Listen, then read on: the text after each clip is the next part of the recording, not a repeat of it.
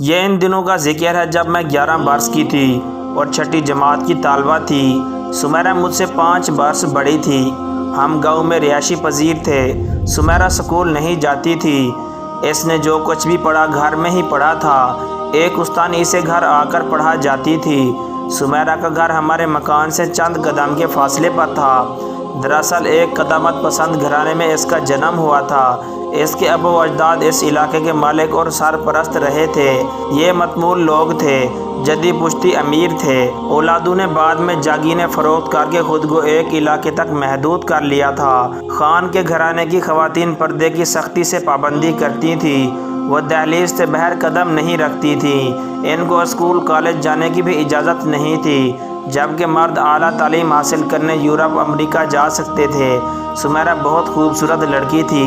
جب امی جان خان کو بیوی سے ملنے کے لیے جاتی تو سمیرہ مجھ سے بہت خلوص سے ملتی اور والدہ سے کہتی کہ میں اکیلی ہوتی ہوں، مجھ سے کوئی باتیں کرنے والا نہیں ہوتا، آپ محسنہ کو میرے پاس بھیج دیا کریں۔ وہ 16-17 برس کی بھولی بھالی لڑکی تھی، باتیں 11-12 سال کی لڑکیوں کی جیسی کرتی تھی۔ میری اس کی دوستی ہو گئی۔ امی جانتی تھی کہ سمیرہ کو گھر کی دہلیز سے باہر قدم رکھنے کی اجازت نہیں ملے گی، اسی لیے وہ مجھے اس کے پاس جانے سے منع نہیں کرتی تھی۔ میں سمیرہ سے اپنے گھر آنے کا تقاضا بھی نہیں کرتی تھی، کیونکہ اس کی مجبوریوں کو سمجھتی تھی۔ وہ اکثر مجھ سے اسکول کی باتیں سنتی۔ اسے اسکول جانے کا بڑا شوق تھا۔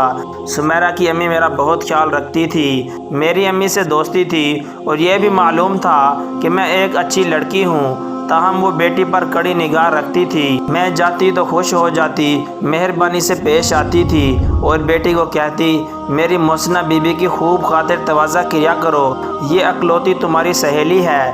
سمیرہ مجھ کو سہیلی ہی سمجھتی، حالانکہ عمروں کا فرق تھا۔ وہ مجھ سے دل کی باتیں کہتی، اسے میرا انتظار رہتا۔ چھٹی کے دن میں ضرور اس کے گھر جاتی، کسی وجہ سے نہ جا پاتی وہ اپنی ملازمہ کو بھیج کر بلوا لیتی۔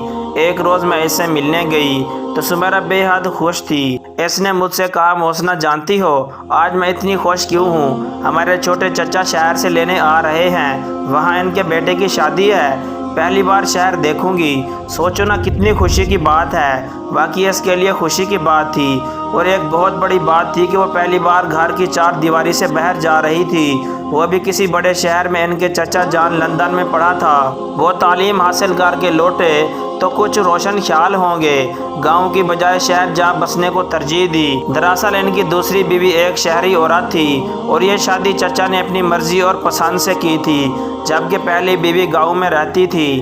پہلی بیوی سے 2 لڑکیاں اور 2 بیٹے تھے۔ یہ بچے بھی ماں کے ساتھ گاؤں میں رہائش پذیر تھے۔ قصہ مختصر، اگلے روز سمیرہ اپنے رشتہ داروں کے ہمراہ شہر چلی گئی۔ ان کے ساتھ بڑی چچی، ان کی بیٹیاں اور چچا گئے تھے، جبکہ سمیرہ کی ماں نے شادی میں شرکت نہیں کی، وہ اپنے گھر ہی رہ گئی تھی۔ 15 روز بعد سمیرہ واپس شہر سے آ گئی۔ جب آئی تو بہت خوش تھی۔ شہر میں اپنے چچا کے گھر کی تعریفیں کرتے نہ تھکتی تھی۔ اپنے چچا زاد کی شادی کی تفصیل بتانا چاہتی تھی، لیکن میرے سالانہ پرچے ہو رہے تھے، لہٰذا میں تھوڑی دور بیٹھ کر آ گئی کہ پرچوں کے بعد جب دوبارہ آؤں گی تو پھر ساری تفصیل سنوں گی۔ امتحان کی مصروفیات کے سبب میں دوبارہ جلدی نہ جا سکی۔ ایک روز اس کی ملازمہ ہمارے گھر آئی۔ اسے اس کی امی نے میری امی کے پاس بھیجا تھا، امی کو بلوایا تھا۔ امی ان کے گھر گئی تو سمیرہ کی والدہ کو سخت پریشان پایا۔ کہنے لگی شمع بہن میری بیٹی سے کچھ غلطی ہو گئی ہے۔ وہاں شہری ماحول کھلا ڈھلا تھا، شادی میں اور رشتہ دار بھی کافی آئے ہوئے تھے اور یہ گاؤں سے گئی تھی۔ نہ جانے کیا واقعہ ہوا کہ اب ہماری عزت پت بنی ہے، مگر یہ کچھ بتاتی نہیں ہے۔ امی نے پیار سے سمیرہ کو خریدنا چاہا، لیکن اس لڑکی نے زبان نہ کھولی۔ انہوں نے سمیرہ کی امی سے کہا تم ماں ہو، جب تم کو نہیں کچھ بتاتی تو مجھے کیسے بتائے گی؟ تم دوبارہ پیار سے اعتماد میں لو، یہ بہت خوف زدہ ہے۔ جو وقت گزرتا جا رہا تھا پریشانی بڑھتی جا رہی تھی اور سمیرہ کی امی کے کچھ سمجھ میں نہیں آ رہا تھا کہ کیا کرے۔ امی جان کے سوا اس کا کوئی رازدار بھی نہ تھا۔ زیادہ پریشان ہوتی تو میری والدہ کو بلوا لیتی کہ اب بتاؤ کیا کروں۔ وقت گزرتا جا رہا تھا، ایسا نہ ہو کہ پانی پلو سے گزر جائے۔ صد شکر کہ ان دنوں ان کا شوہر دوسرے ملک گیا ہوا تھا، ورنہ ضرور قیامت آ جاتی۔ سمیرہ کی ماں کا کہنا تھا بی بی بیٹی کی غلطی کے بارے میں اس کے باپ کو ذرا بھی پتہ چل گیا تو ہم کو زندہ نہ چھوڑے گا، اس کی اماں سے قبل ہی اس مسئلے کا حل نکالنا ہوگا۔ بہن تم میری رازدار ہو، اب تم ہی کوئی حل بتاؤ، میں بیٹی کو گھر سے باہر نہیں لے جا سکتی، اس معاملے کو گھر کی چار دیواری میں ہی دفن کرنا ہے، یہ ہماری غیرت کا سوال ہے۔ بہت سوچنے پر میری ماں کو ایک حل سوچ گیا۔ ہماری نانی ماں جہاں رہائش پذیر تھی وہ جگہ زیادہ دور نہ تھی، ان کے گھر کے سامنے ایک نرس عرصے سے رہتی تھی جس کا نام سارہ تھا۔ کالے رنگ کی موٹی سی یہ عورت تھی جس کے نین نقش تو معمولی تھے لیکن ہر وقت بنی ٹھنی رہتی تھی۔ وہ کچھ لالچی بھی تھی، تبھی محلے میں مقبول نہ تھی، صرف ضرور تا لوگ ان سے تعلق رکھتے تھے۔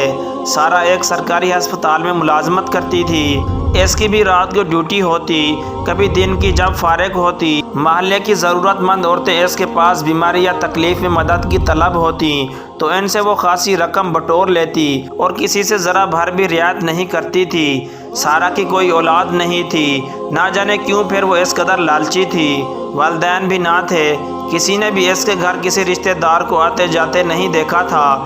وہ جب ڈیوٹی دینے جاتی تو دروازے پر تالا لگا جاتی تھی، ڈیوٹی سے لوٹتی تو گھر کا کام کرتی یا سو جاتی، محلے میں کہیں آتی جاتی نہ تھی۔ ہاں اگر کوئی بیمار ہو جاتا اور اس کی ضرورت پڑ جاتی تو بلانے پر وہ آ جاتی تھی۔ وہ خوش اخلاق نہیں تھی، اس لیے اپنی فیس پوری لیتی تھی۔ جب کسی کو انجیکشن لگوانا ہوتا یا گھر پر ڈراپ لگانی ہوتی اسی کو بلایا جاتا۔ سارہ کئی بار نانی اماں کے گھر آ چکی تھی کیونکہ وہ بیمار رہتی تھی اور ان کو اکثر انجیکشن لگوانے ہوتے تھے۔ ماموں یہ انجیکشن جو ڈاکٹر لکھ کر دیتے اپنی والدہ کو گھر پر ہی لگواتے تھے تاکہ نانی کو روزانہ ڈاکٹر کے کلینک تک آنے جانے کی تکلیف نہ اٹھانی پڑے۔ یوں امی جان سے بھی سارہ کی سلام دعا تھی۔ محلے دار سارہ سسٹر کو صرف اپنے دکھ میں بلاتے اور دکھ و خوشی کی تقریبات میں کوئی اسے مدعو نہیں کرتا تھا۔ سبھی جانتے تھے کہ وہ ایک متعلقہ عورت ہے، اس بات نے بھی سارہ کو الگ تھلگ کر دیا تھا۔ امی جان نانی اماں کے گھر گئیں، انہوں نے سارہ کو بلوایا، بھیجا، اتفاق سے وہ گھر پر تھی، فوراً آ گئی۔ وہ سمجھی کہ نانی ماں کو انجیکشن لگانا ہے مگر یہاں تو مسئلہ ہی کوئی اور تھا۔ امی نے کچھ دیر تنہائی میں اس سے بات کی اور پھر اسے ساتھ لے کر سمیرہ کے گھر چلی آئی۔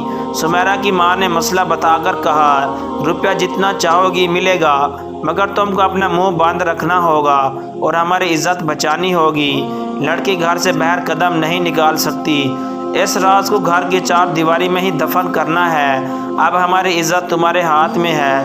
سارہ نے 50,000 روپے کا مطالبہ کیا اور دوسرے روز آنے کا وعدہ کیا۔ دوسرے دن وہ ایک چھوٹا سا بیگ لے کر آ گئی۔ اس نے سمیرہ کو انجیکشن لگایا اور سمیرہ کی ماں سے کہا، رقم ادا کرو اور فکر نہ کرو، تمہاری عزت پر آنچ بھی نہیں آئے گی، یہ راز تمہارے گھر کی چار دیواری میں دفن ہو جائے گا۔ انجیکشن لگانے کے بعد رقم بیگ میں ڈال کر وہ چلی گئی۔ ابھی سے چند منٹ گزرے ہوں گے کہ سمیرہ تڑپنے لگی۔ آخرکار اس کی روح کب سے انصری سے پرواز کر گئی۔ رشتہ دار، پاس پڑوس سے عورتیں سمیرہ کے گھر جمع ہو گئی۔ ہر کسی کو سمیرہ کا یوں اچانک مرنے کا بہت دکھ ہوا۔ اس کی موت پر ہر آنکھ اشک بار تھی۔ خان کی بیوی بھی صدمے سے نڈھال تھی۔ ظاہر ہے کہ اکلوتی جوان سال بیٹی کی ناگہانی موت کا ان کو بے پناہ صدمہ تھا۔ امی کو خبر ملی، وہ فوراً ان کے گھر چل دی، میں بھی ساتھ ہو لی کہ میری وہ ہم جولی تھی۔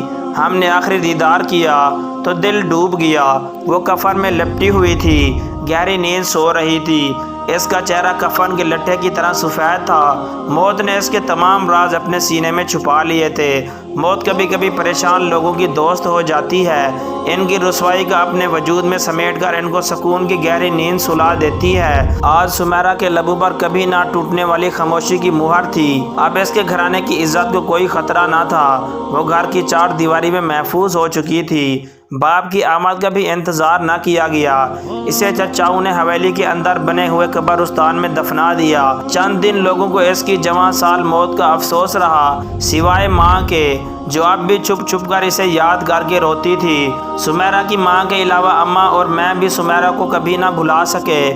کیونکہ معلوم تھا کہ وہ طبی موت نہیں مری تھی بلکہ اسے نرس سارا نے کوئی انجیکشن لگایا تھا جس سے اس کی موت واقع ہو گئی۔ ان دنوں مجھے اس کی موت کا بہت دکھ تھا، تاہم نہیں جانتی تھی کہ سمیرہ کو کیوں انجیکشن لگایا گیا۔ یہ ضرور جانتی تھی وہ سارا کے انجیکشن لگانے کی وجہ سے مر گئی تھی۔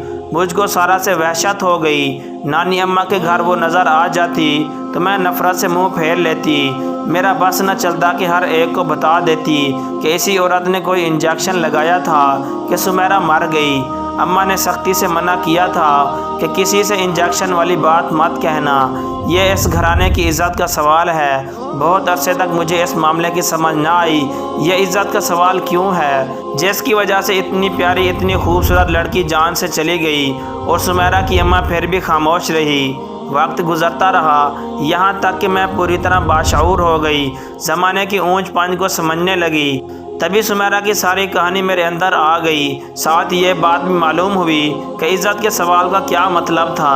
مجھے نرس سارا پر اب بہت غصہ تھا کہ اس نے محض چند روپوں کی خاطر میری دوست کو غلط انجیکشن لگا کر مار دیا تھا۔ مجھے یقین تھا کہ اس ظالمانہ فعل کی اسے اللہ کی طرف سے ضرور سزا ملے گی۔ 15 برس بعد جب ایک روز میں سسرال سے میکے آئی تو ماں نے بتایا کہ سارا بہت بیمار ہے، اپنے گھر میں اکیلی پڑی سسکتی اور روتی رہتی ہے، ہمارے گھر تک آتی تھی۔ مجھے دکھ ہوا کہ وہ عورت جس نے عمر بھر مریضوں کی خدمت کی تھی آج اس کی خدمت اور تیمارداری کرنے والا کوئی نہ تھا۔ چند محلے دار کبھی کبھی اس کے پاس چلی جاتی۔ اماں نے کہا اس عورت کا نصیب بہت خراب ہے۔ میں نے جواب دیا امی چلو ہم جا کر اسے دیکھ کر آتے ہیں، تیمارداری نہ صحیح عیادت صحیح، یہ بھی تو ثواب کا کام ہے۔ میرے کہنے پر امی سارا کو دیکھنے گئی۔ وہ چارپائی پر پڑی تھی، زندہ تھی مگر مردوں سے بدتر وہ اتنی نحیف و ناتو تھی کہ اٹھ کر پانی بھی نہیں پی سکتی تھی۔ ہسپتال کی ایک جمعدارنی دن میں ایک بار تھوڑی دیر کے لیے آتی تھی اور اس کے کچھ ضروری کام کر جاتی تھی۔ میں نے حیرت سے اس کے مڑے ہوئے ہاتھوں کی طرف دیکھا، شاید بیماری سے وہ ٹیڑھے ہو گئے تھے۔ تبھی مجھے سمیرہ یاد آ گئی، سوچنے لگی انہی ہاتھوں سے اس عورت نے سمیرہ کو انجیکشن لگایا تھا۔ خدا جانے اور بھی کتنی معصوم لڑکیوں کو انجیکشن لگایا ہوگا، ان کی سونے جیسی جوانی کو مٹی میں ملایا ہوگا، ان گھرانوں کی عزت کو بچانے کے لیے ان کو موت کے گھاٹ اتارا ہوگا، روپیہ کمانے کے لیے ان کے لیے موت کا فرشتہ بنی ہوگی۔ امی نے ہمدردی کی تو بس وہ اتنا بولی آپ جانے میرا کیا انجام ہوگا، شاید تنہائی میں روح نکلنی ہوگی اور پانی کا ایک گھونٹ بھی میرے منہ میں ڈالنے والا کوئی نہ ہوگا۔ سچ ہے جو جیسا کرتا ہے ویسا ہی بھرتا ہے۔ اس کی باتیں کسی کو سمجھ آتی ہوں گی یا نہیں، میری سمجھ میں ضرور آ رہی تھیں۔ ہم نے اللہ تعالیٰ سے توبہ کی اور اس کے لیے دعائیں خیر کر کے گھر آ گئے۔ پھر میں میکے سے سسرال سیالکوٹ آ گئی۔ میرے یہاں آنے کے 5ویں دن امی جان نے فون پر بتایا کہ نرس سارا کا انتقال ہو گیا ہے اور وہ زندگی سے چھٹکارا پا کر اپنے خالق کے پاس چلی گئی ہے۔ کچھ نیک محلے داروں نے مل کر اس کی تدفین کر دی تھی۔